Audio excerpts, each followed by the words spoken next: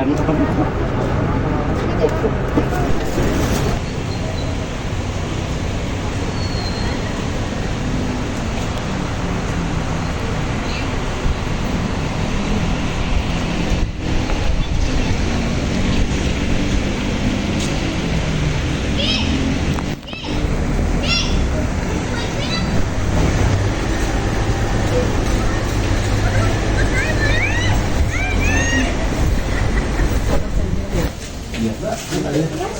Silahkan Ibu, dari sana masuk perjanjian.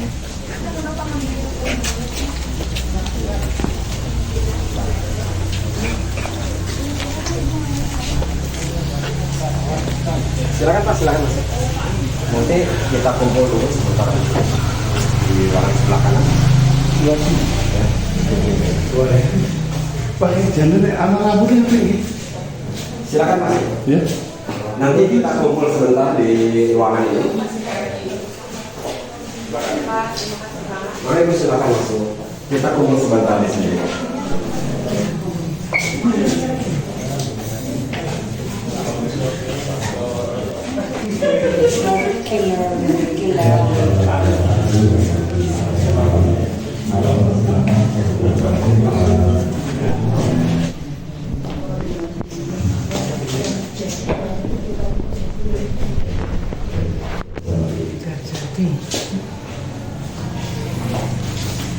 Kalau ada lampunya merah bagus. Besok.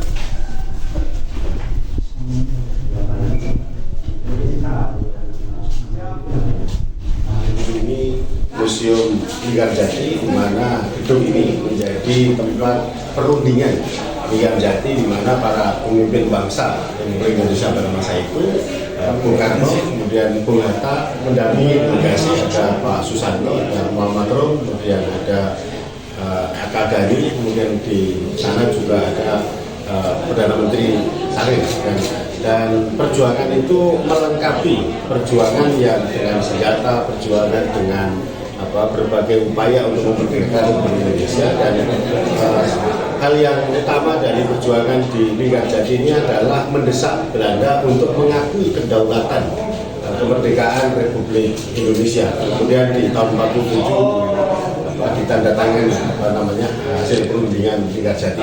Dan kita hari ini di ruangan di mana sejatinya ini di kamarnya adalah Lord Killorn yang dari Inggris yang menjadi penengah dalam perundingan di antara delegasi Indonesia dan Belanda. Nah, tepat di depan saya ini adalah tempat duduk Bung Karno.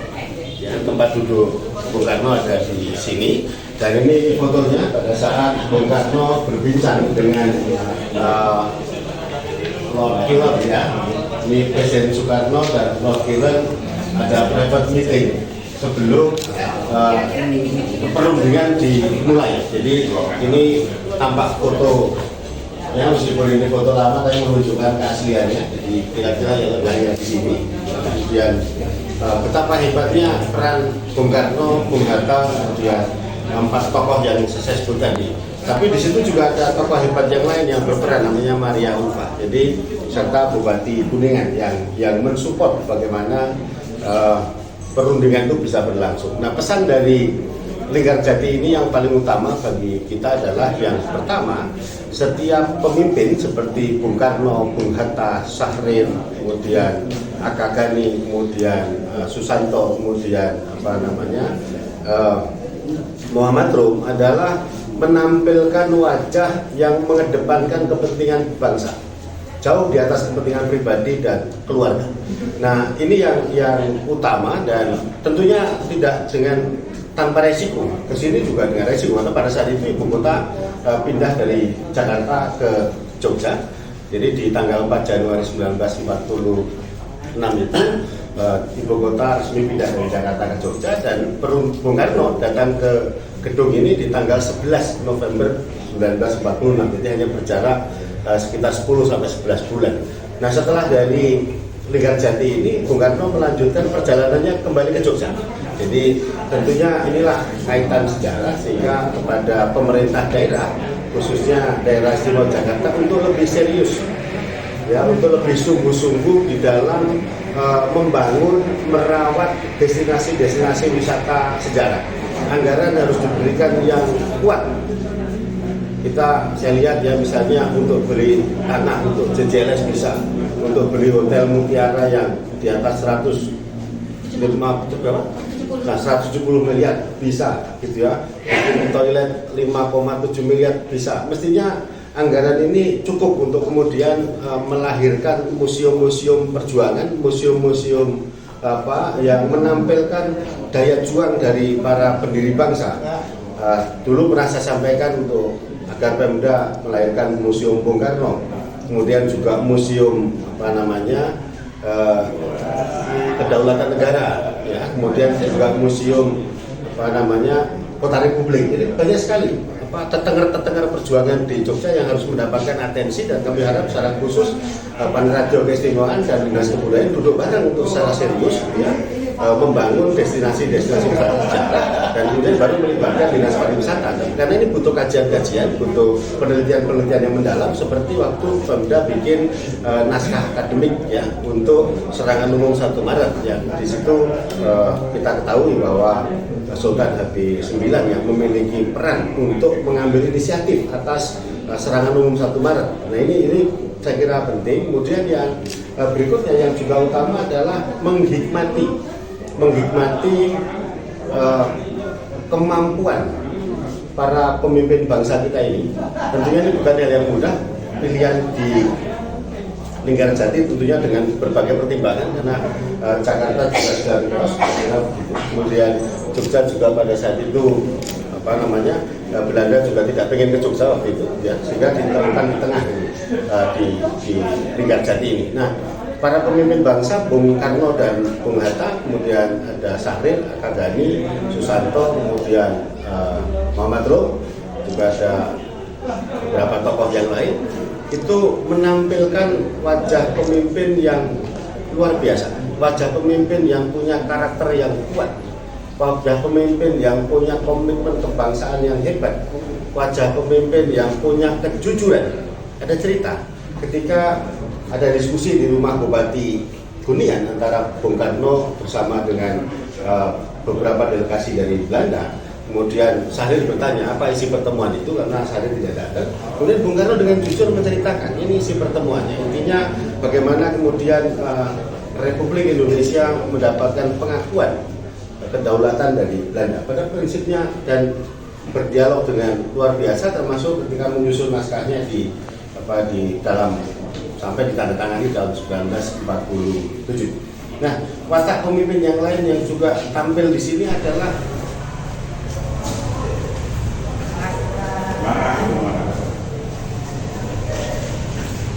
Terima kasih Bu pendengarnya. Terus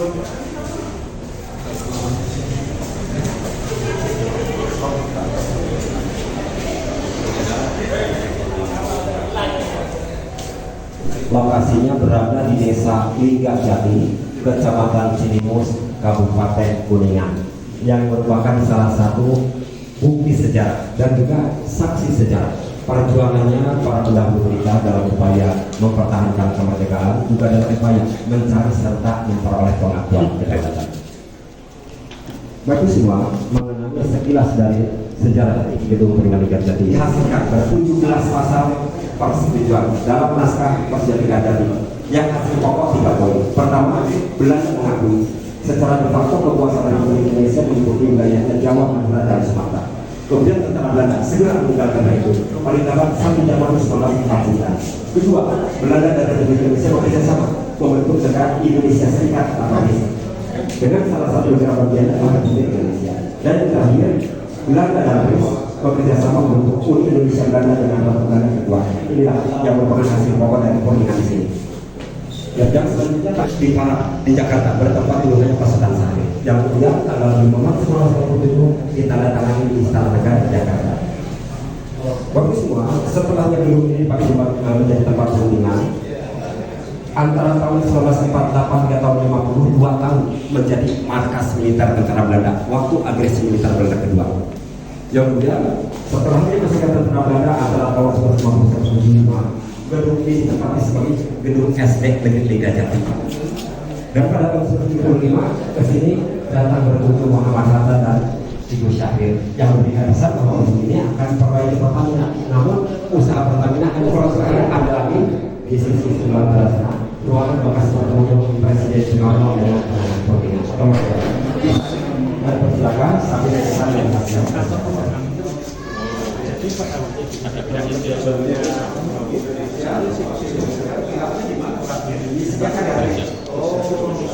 mari bagi semua kita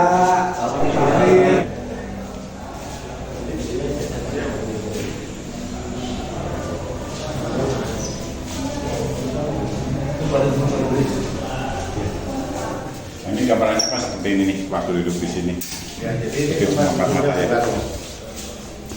Jadi kalau di sana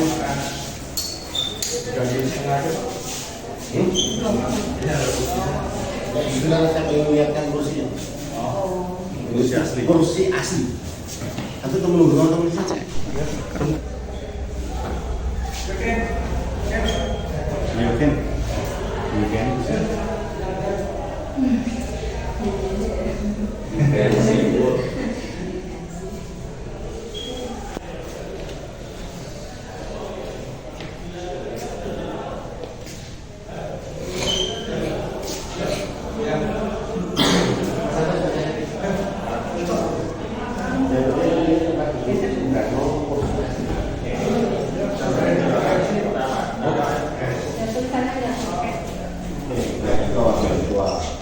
Polisi A, DPD dari PKB membawa kesalahan. Ya, terima kasih. Seperti yang saya sampaikan tadi bahwa kita melakukan untuk apabila secara program kita harapkan ini menjadi momentum kita untuk rangka mempertahankan. Biasa pada hari ini dan terima kasih teman-teman media. Assalamualaikum warahmatullahi wabarakatuh. Mungkin Mas Anto. Tentu saja bisa. Jadi salah satu ya kemudian komitmen dari kita adalah bagaimana lebih serius 1052 meter persegi, luas tanahnya sekitar 2,4 hektar yang waktu itu digunakan sebagai tempat peristirahatan keluarga Panos. Selanjutnya pada tahun 1935 dikontrak oleh seorang bangsa Belanda bernama Theo Whisker, lalu jadi hotel dengan nama Hotel Rustor. Setelah itu pada tahun 1942 pada zaman penjajahan Jepang oleh Jepang diambil alih dan diganti dengan nama Hotel Hokkaido Ryokan. Tahun 1945 setelahnya proklamasi kemerdekaan Republik Indonesia diganti dengan nama Hotel Merdeka, yang pada tahun 1946 dipilih sebagai tempat perundingan antara pemerintah Indonesia dengan Belanda yang menghasilkan naskah persetujuan Linggarjati, sehingga itu semua sampai saat ini gedung ini disebut dengan gedung perundingan Linggarjati. Adapun alasan dipilihnya di sini dikarenakan baik kota Jakarta ataupun Yogyakarta tidak memungkinkan untuk dilaksanakannya perundingan. Jakarta waktu itu sudah dikuasai tentara Belanda dan sebagainya, dan Yogyakarta merupakan ibu kota sementara Republik Indonesia. Sehingga oleh Ibu Maria Ulfa, beliau adalah seorang anak mantan Bupati Kuningan yang menjabat sebagai Menteri Sosial pertama RI, disarankan supaya di Linggarjati. Pertimbangannya karena waktu itu ini sebagai tempat peristirahatan yang awalnya sejuk dan nyaman karena berlokasi di kaki gunung Samai. Maka diselenggarakanlah perundingan antara kita dengan Belanda di dalam gedung ini, tepatnya di ruangan tempat kita semua berdiri. Dimulai dari tanggal 11 sampai 13 November tahun 1946 dengan posisi duduk seperti inilah. Bagian ini adalah bekas tempat duduknya para perwakilan Belanda yang dipimpin oleh Profesor Inci Shermoren. Anggotanya ada Pangpol, Betul dan Pangpol. Kemudian perwakilan kita di sebelah sana terdiri dari Sultan Syarif Ketua, anggotanya Sultan Kotin Poprojo, Adnan Kapolda dan Pembantu. Penengah perundingan bekas duduknya di bagian sebelah sana namanya Pon, asal dari Inggris. Selain itu ada juga saksi perundingannya yang tempat duduknya bagian sebelah sana yang bertugas sebagai notulen. Terjadi Linggarjati mungkin sedang melibatkan saksi sejarah. seperti dalam pada saat membongkar sejarah ingkar janji. Kemudian yang kedua, itu saja melibatkan masyarakat. Jadi destinasi wisata secara ini tidak bisa berdiri sendiri. Jadi harus ada partisipasi masyarakat.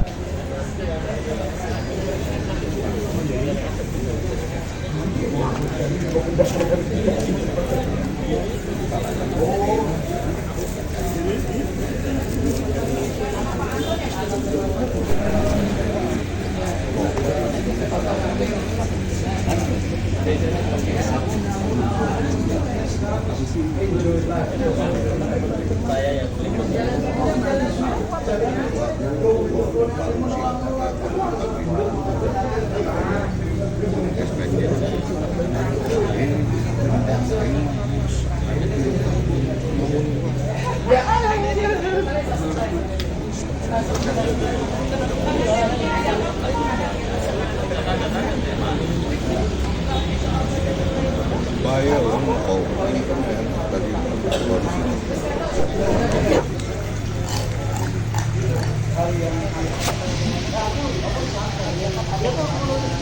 saya penting aku enjoy.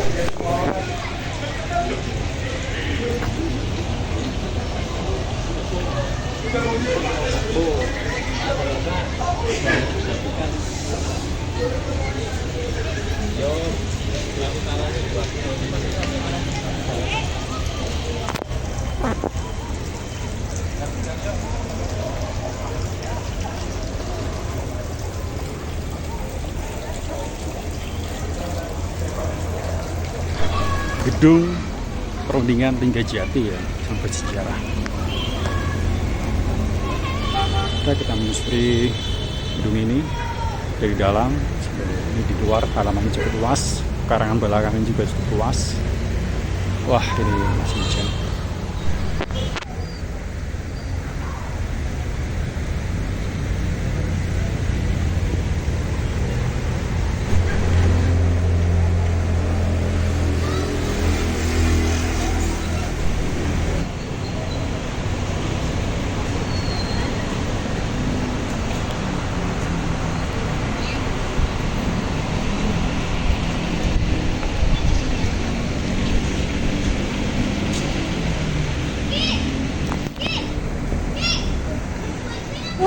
Gambar kuwi. Woi.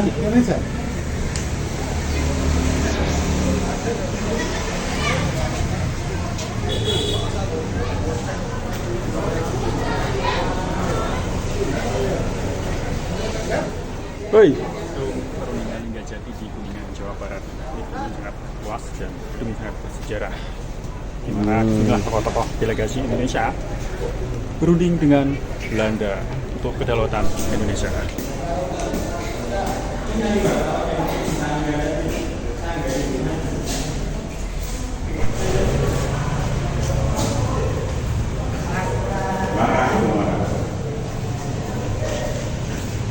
Terima kasih Bu kunjungannya.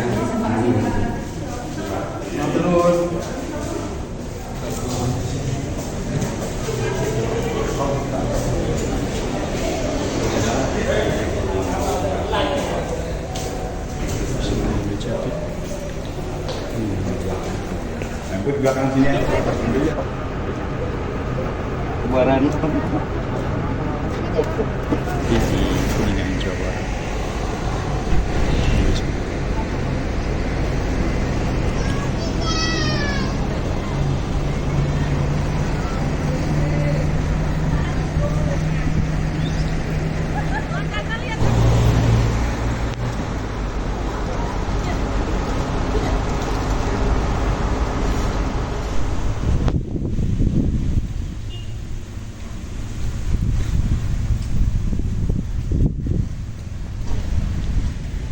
Kunci.